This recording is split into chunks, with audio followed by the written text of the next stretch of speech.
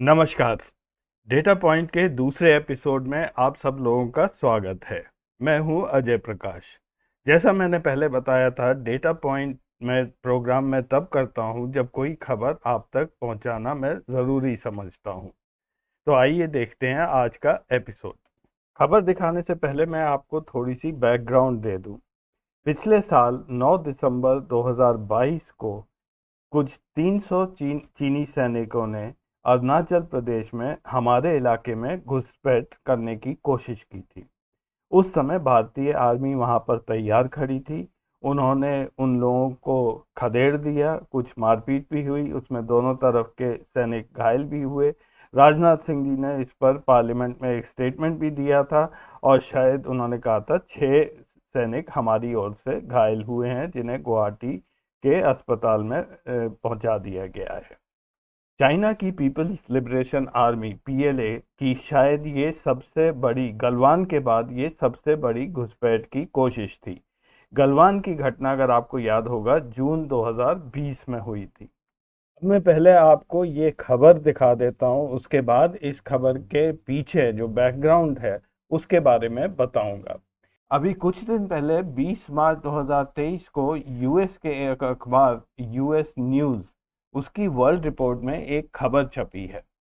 उसमें ऐसा कहा गया है कि जो दिसंबर 9 की अरुणाचल प्रदेश की घटना थी, उसकी इंटेलिजेंस रिपोर्ट या खबर यूएस ने भारत को पहले से दे दी थी और इसी वजह से भारतीय आर्मी वहां पर तैयार बैठी हुई थी। जैसे ही चाइनीज पीएलए अंदर आने की उन्होंने कोशिश की, हमने तुरंत ही उनको पीछे खदेड़ दिया। इससे वो अचंभे में भी पड़ गए, लेकिन इस यूएस की इंटेलिजेंस शेयरिंग की वजह से चीनी सरकार अब नाराज भी हुई है यूएस से, और ऐसा माना जा रहा है कि वो उनकी जो स्ट्रेटजी है भारत के अंदर घुसकर लैंड हथियाने की, उस पे भी अब वो दोबारा विचार कर रहे हैं। इसी रिपोर्ट में ये भी कहा गया है कि ये ऐसा पहली बार हुआ है कि यूएस ने भारत के साथ रियल टाइम इंफॉर्मेशन शेयर की हो। उन्होंने सैटेलाइट इमेजरी भी दी, ऐसा कहा जा रहा है, और अन्य इंटेलिजेंस रिपोर्ट्स भी वो लगातार देते रहे। बिल्कुल जैसे गलवान में चाइनीज आर्मी अंदर आई थी, यहाँ पर भी उनके हाथ में लकड़ियां थी, बैटन्स थे, जिसपे कांटेदार तारें लिपटी हुई थी। उनका इरादा वही था जो जैसा उन्होंने गलवान में किया, अंदर घुसकर उन्होंने भारतीय सैनिकों को मारना था और फिर वो जमीन कब्जा करनी थी। लेकिन ऐसा हो नहीं पाया क्योंकि इंडियन आर्मी तैयार थी। इस बारे में यूएस के एक स्पोक्स पर्सन ने ये कहा है कि ये अब एक टेस्ट केस था कि कैसे दोनों आर्मी अगर आपस में कोलैबोरेट करें, कोऑपरेट करें, तो इंटेलिजेंस शेयरिंग हो सकती है। उसी यूएस स्पोक्स पर्सन ने ये भी कहा कि इस बार चाइना को जो जवाब दिया गया भारत से, ऐसा उन्होंने पहले कभी अनुभव नहीं किया है, इसलिए वो बहुत परेशान हो गए हैं। चाइना की पीएलए के पास पहले जो एक एडवांटेज रहता था, एक सुपीरियॉरिटी रहती थी भारत में घुसने की, वो यूएस की इंटेलिजेंस शेयर करने की वजह से अब खत्म हो गई है। अगर यूएस न्यूज़ की ये खबर सच है, तो ये बहुत ही एक ऐसा अरेंजमेंट हुआ है जो भारत के फायदे के लिए है। लेकिन जब भी कोई बड़ी ताकत किसी भी देश की मदद करती है, तो बदले में वो ज़रूर कुछ चाहती है। इसी खबर में यूएस न्यूज़ का लास्ट पैराग्राफ मैं आपको पढ़कर सुना रहा हूँ। में कहा गया है कि भारत ने पिछले कुछ यूएस प्रेसिडेंट्स को नाराज कर दिया है, क्योंकि कुछ आर्म्स डील थी। जैसे कि एक यूएस है, हम लोग ड्रोन खरीदने वाले थे, प्रेडेटर ड्रोन। इसके लिए यूएस ने कुछ सैंपल्स हमको दिए भी थे, नेवी और आर्मी के लिए।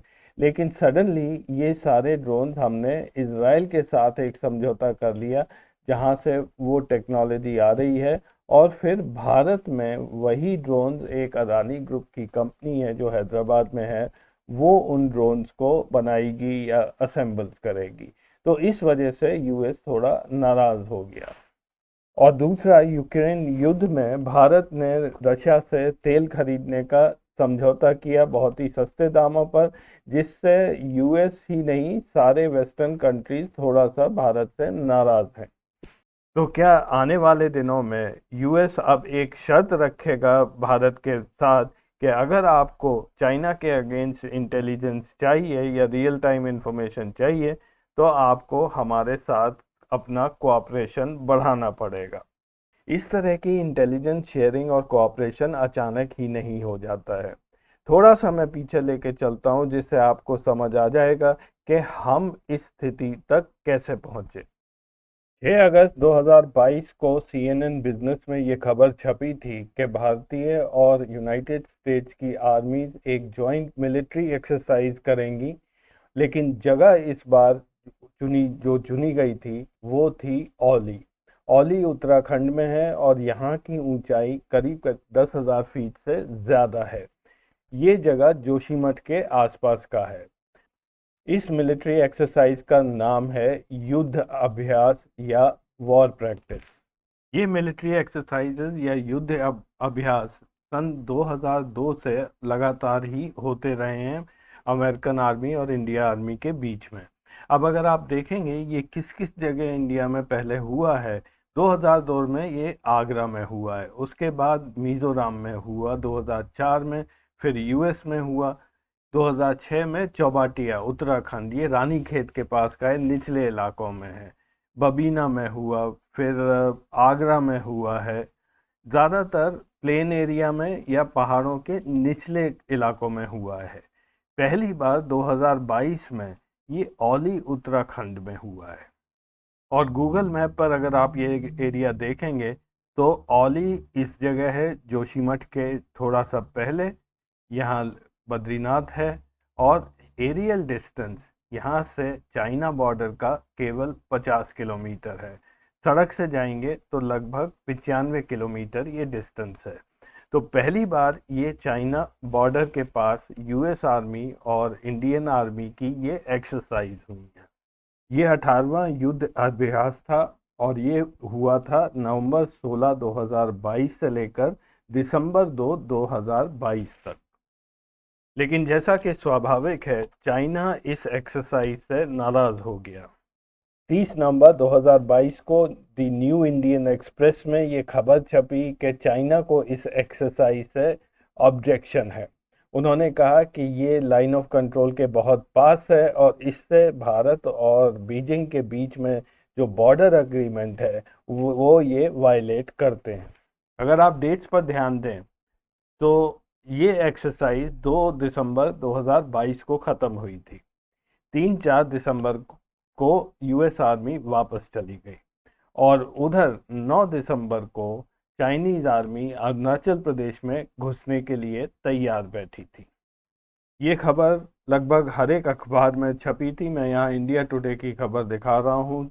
लगभग 300 चाइनीज सोल्जर सैनिक 17,000 फीट के ऊपर आकर जहाँ पे पूरी स्नो पड़ी हुई थी वहाँ पे भारत में घुसने की उन्होंने कोशिश की। इंडियन पोस्ट पर कब्जा करने चाहते थे लेकिन हम लोगों ने उन्हें खदेड़ दिया।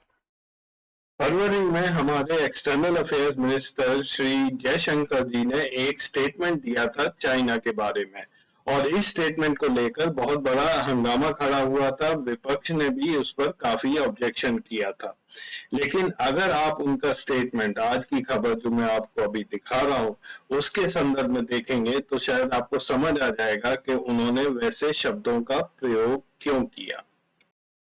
फरवरी 21, 2023 को ANI के साथ एक इंटरव्यू में डॉक्टर जयशंकर ने ये कहा था कि चाइना एक बहुत बड़ी इकोनॉमी है और भारत उसका मुकाबला नहीं कर सकती है।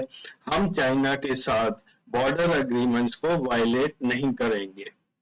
ये स्टेटमेंट जयशंकर जी का चाइना के उस स्टेटमेंट के जवाब में था जहां चाइना ने ये कहा था कि आप बॉर्डर एग्रीमेंट्स को वायलेट कर रहे हैं।